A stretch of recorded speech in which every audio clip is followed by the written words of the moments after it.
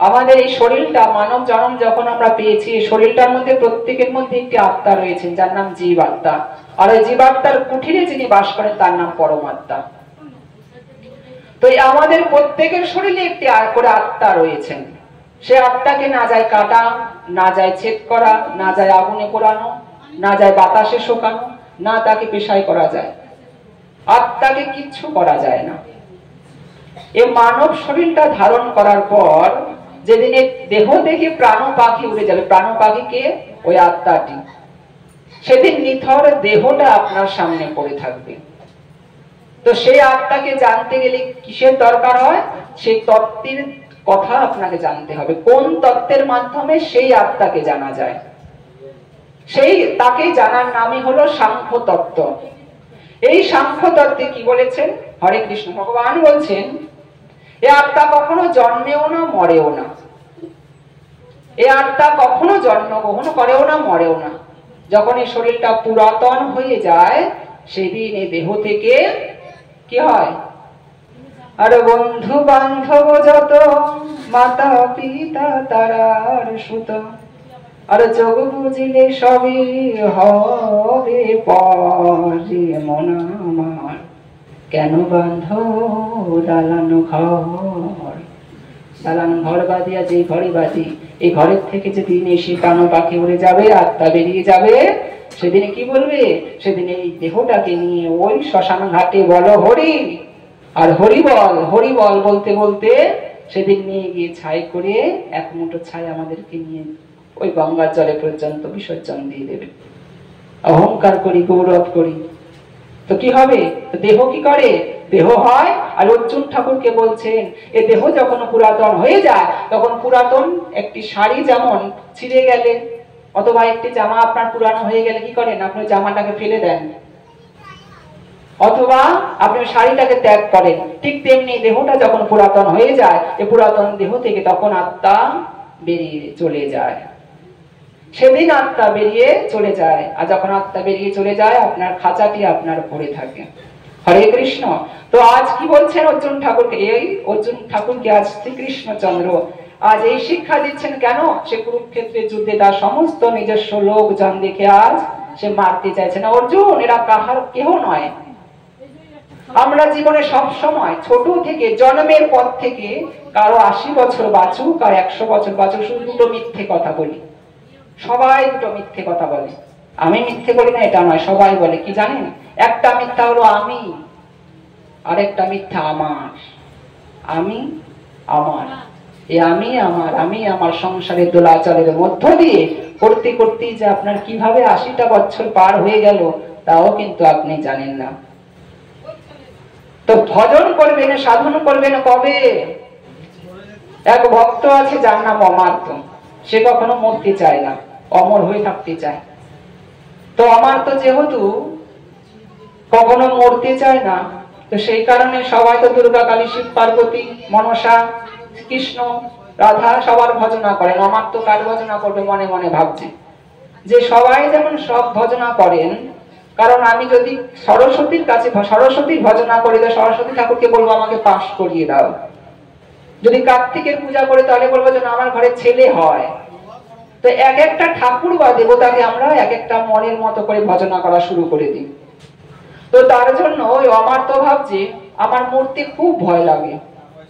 মরতে যেহেতু ভয় লাগে, তো মরার দেবতাকে, সেই মরার দেবতাকে আমি ভজনা করব। কেন?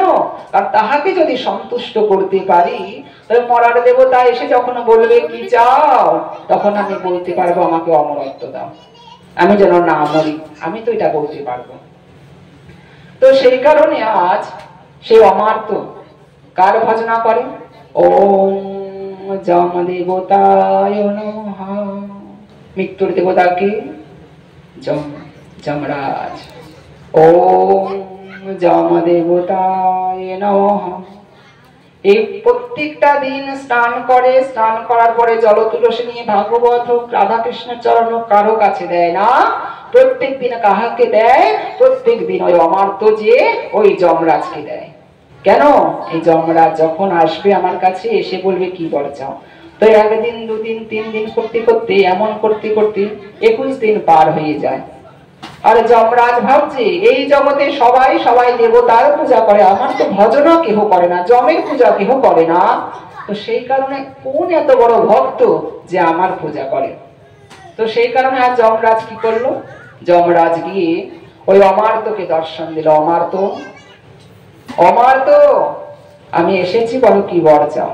প্রভু তুমি এসেছো, আমি তোমার প্রভু নয়। ভগবান হলো সবার প্রভু, সবাইকে প্রভু বলা যায় না, যে হোক আর না হোক তা আমি জানি না। হে যমরাজ, আমি আজ তোমার কাছে কৃপা প্রার্থী। কি কৃপা প্রার্থী? আমি একটি মাত্র বর চাই। কি বর? আমি যেন না মরি প্রভু, আমি যেন না মরি। আরে অমার্ত, এই বর সবাই প্রাপ্য নয়, আর আমি বর দেওয়ারও কেহ নয়। দেহ যারা যারা ধারণ করে, শরীর মানব জনম যারা যারা ধারণ করে সবাইকে মরতে হয়। দেখো ভগবানও পর্যন্ত যদি মানব শরীর ধরে, সে ভগবানকেও কিন্তু চলে যেতে হয়েছিল জরা ব্যাধের তীরের আঘাতে 125 বছর বয়সে। তো এই যে যারা যারা দেহ ধারণ করে তাদের প্রত্যেককে একদিন ডাক আসিলে আসতেই হবে অমার্ত। কেহ চিরজীবী নয়, কেহ দীর্ঘজীবী নয়। আচ্ছা, তাহলে একটা কাজ করো, যদি কখনো আমি মরে যাই, মরে যাওয়ার আগে অন্তত স্যারেন্ডার করার জন্য আমাকে তুমি একটা চিঠি পাঠিয়ে জানিও যে আমি কালকে চলে যাব। আচ্ছা ঠিক আছে, তথাস্তু, তাই হবে। তো যমরাজ চলে গেল। তো যমরাজ যখন চলে গেল, ঠিক তখন অমার্তর একদিন দুদিন করতে করতে আজ অমার্তর 67 থেকে 71 বছর মধ্যে সে রয়েছেন। তো যখন 67 থেকে 71 বছরের বয়সের মধ্যে তিনি রয়েছেন, তখন আজ যমরাজ প্রথম তাহাকে চিঠি পাঠায়। কি চিঠি? এক সময় তার চুলগুলো ছিল কালো কালো, আজ তার চুলগুলো সাদা হয়ে গেছে। তার ইঙ্গিত এই চিঠি। আমাদেরও তো চিঠি আসা শুরু করেছে, চিঠি আমাদেরও আসা শুরু করেছে। তো চিঠি যেহেতু আমাদের আসা শুরু করে দিয়েছিস, তো সাবধান, তো সাবধান প্রত্যেকের।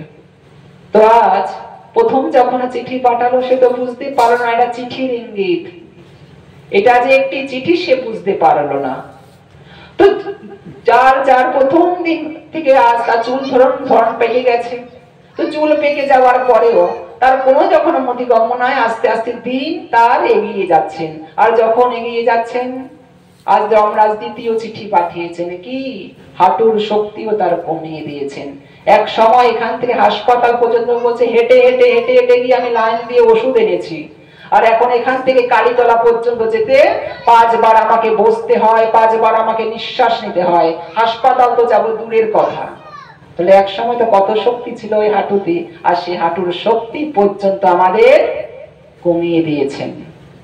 আচ্ছা, 3 নম্বর চিঠি কি? 3 নম্বর চিঠি হলো এই চোখের দর্শন। চোখের দর্শন। এক সময় আমি এখান থেকে দেখতে পেতাম ওই শাহাপুরের মাথা পর্যন্ত কি হেঁটে যাচ্ছে না যাচ্ছে, আজ এখান থেকে রাস্তায় আসলে পর্যন্ত ঠাউর করতে পারি না কে এসেছিস রে, কে রে তুই, কে এসেছিস আমার দ্বারে। 3 নম্বর চিঠি। আর 4 নম্বর চিঠি কি গো? 4 নম্বর চিঠি এই মুখের দাঁত, এই দাঁতগুলো আস্তে আস্তে তার পড়া শুরু করে দিয়েছিল।